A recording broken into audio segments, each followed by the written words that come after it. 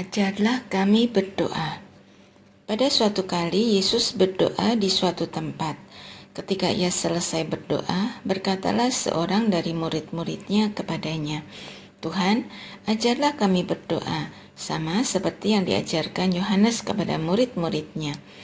Jawab Yesus kepada mereka, "Apabila kamu berdoa, katakanlah, Bapa, dikuduskanlah namamu, datanglah kerajaanmu, berilah kami setiap hari makanan kami yang secukupnya, dan ampunilah dosa-dosa kami, sebab kami pun mengampuni setiap orang yang bersalah kepada kami, dan janganlah membawa kami ke dalam pencobaan."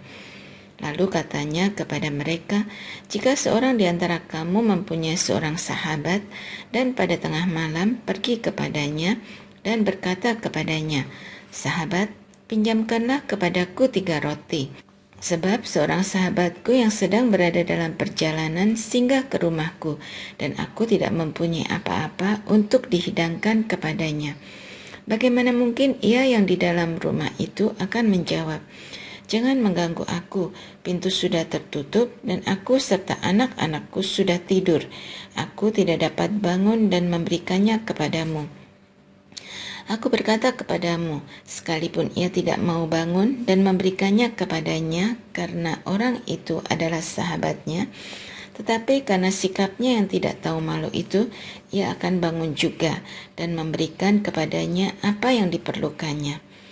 Karena itu, aku berkata kepadamu, mintalah, maka akan diberikan kepadamu. Carilah, maka kamu akan mendapat. Ketoklah, maka pintu akan dibukakan bagimu. Sebab setiap orang yang meminta, menerima. Setiap orang yang mencari, mendapat. Yang mengetuk, baginya pintu dibukakan. Bapa manakah di antara kamu, jika anaknya minta ikan, akan memberinya ular sebagai ganti ikan?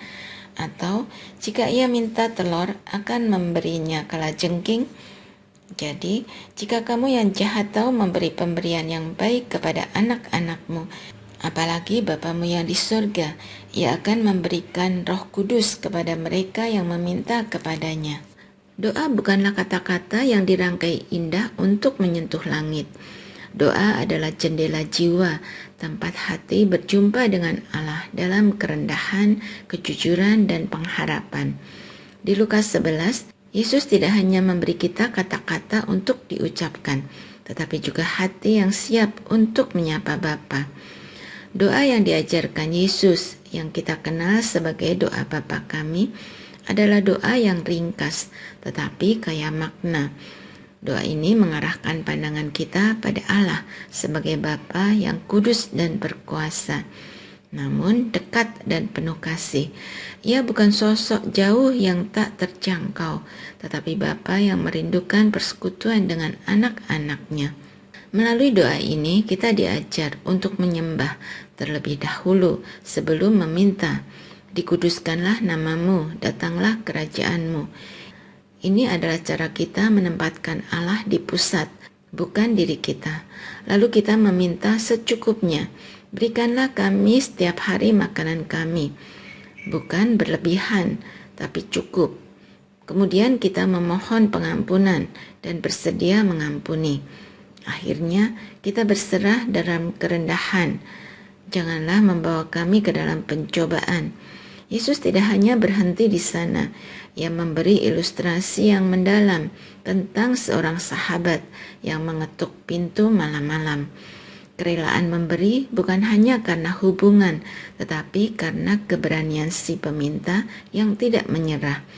Ini adalah ajakan untuk berdoa dengan tekun dan terus-menerus percaya bahwa Allah mendengar.